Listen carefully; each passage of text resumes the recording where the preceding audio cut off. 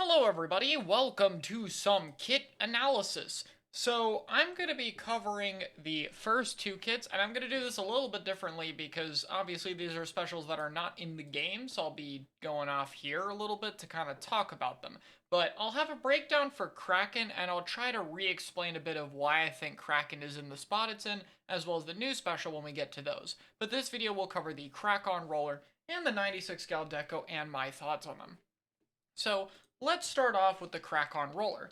This is a very iconic kit with Squid Beacon and Kraken, obviously being a returning kit from Splatoon 1. Now, unfortunately, this kit was not used too much in Splatoon 1 on the later half of the game, and in the early half was mostly because a lot of different weapons were used in the metagame. Now, there were notable players who used it, but it's just eventually Splatoon 1 got to a point of being very strict, and that's where this fell out of the meta. Now, on one hand, I could see this being more useful.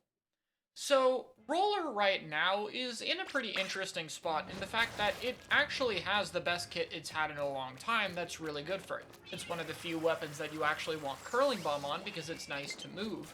But the weapon does still struggle to approach mainly on the current maps. There's very limited options, which means it's very linear and hard to get in.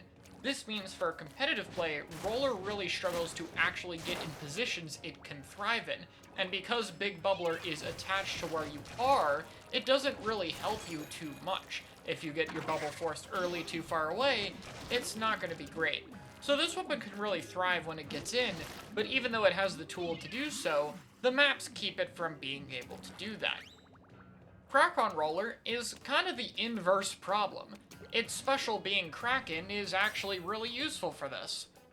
Now, Kraken isn't perfect. It has a lot of end lag and startup in this game and might not be the best special ever, but what does make it very useful is its ability to brute force a lot of the different maps. Because it is a 7.4-second invincibility special, you can basically use this to enter different areas of the map that might be tricky. Meaning if you're able to get this special, you can use it to get in and be in the positions that thrive. And once you do get there, beacons aren't the worst thing to have ever, as you could set them up and force opponents to go deal with them. So, if the weapon is able to get special, it could actually go in and effectively use Kraken, and the beacons would function fine there since they're a bit better in this game. So, what's the most important factor of this kit?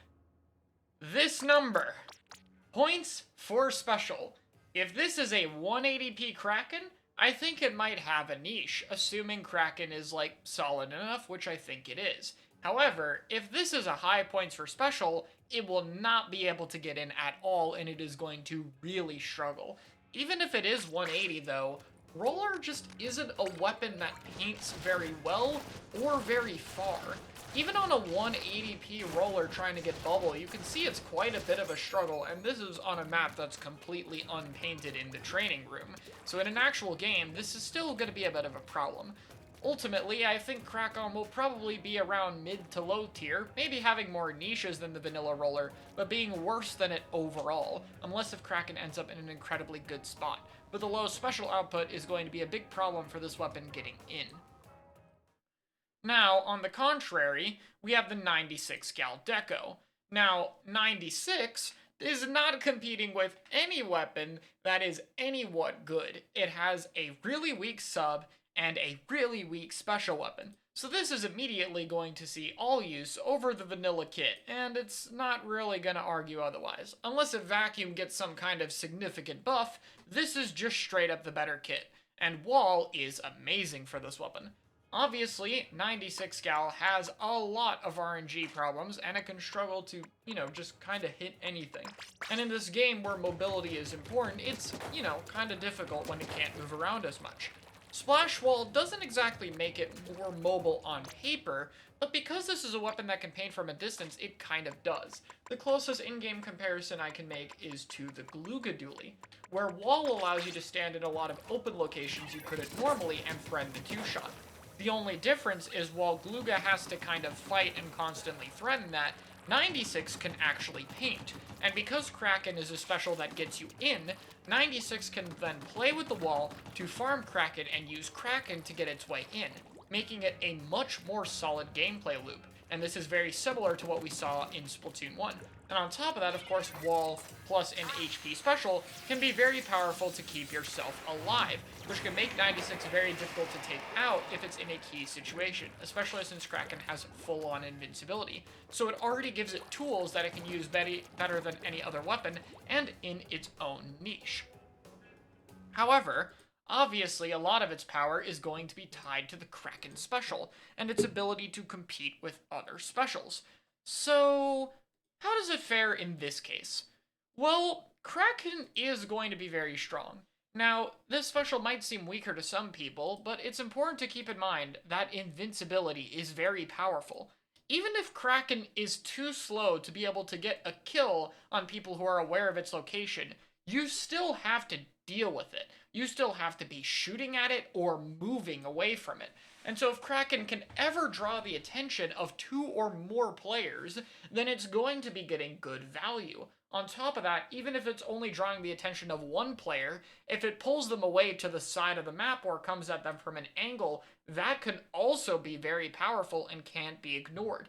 And on top of that, since this Kraken lasts so long now, at 7.4 seconds, it's a long time for opponents to deal with you. And unless if there's a ledge you can be pushed off, not much can really actually handle it. So even if Kraken can't necessarily completely brute force an entire team through a choke point like a crab tank can, it is very good as a selfish special that can take resources to still sort of allow the team in. It just comes with more significant downsides. Being a special that has to get too close, coupled with the end lag it has, was even a severe weakness in Splatoon 1, where it was vastly more powerful. And nowadays, it's going to be something that a lot of players who aren't used to the Splatoon 1 Kraken will have to learn.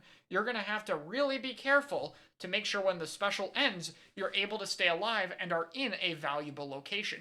That's going to be a big part of the special's value. And honestly, in this game, it's only going to be more important to do so. Being able to end off the special in a position further ahead where you can then use your wall and your 2-shot to be able to threaten people and hold that angle to take resources is going to be very important for 96 Cal Deco. Now, with that all being said, I think this will actually end up a high tier. The main weapon is in a bit of the weaker side, but honestly, Wall is pretty strong right now, especially considering a lot of players are using Burst Bomb. Wall is the main counter to Burst Bomb since it doesn't take a lot of damage from it and can block it very easily, so Wall already has a good reason to be used.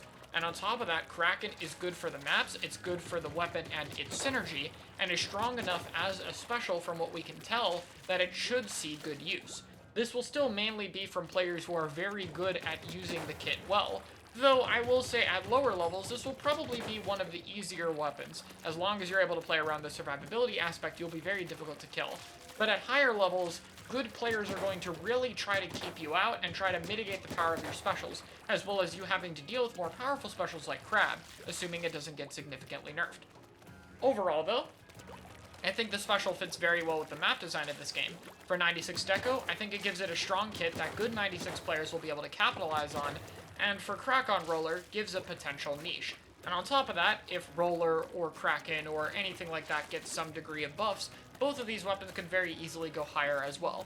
Honestly, a good, strong start to the season, the best a Beacon Roller has ever looked, and 96 Gal Deco being in the best spot it's been in since Splatoon 1. Both really nice to see.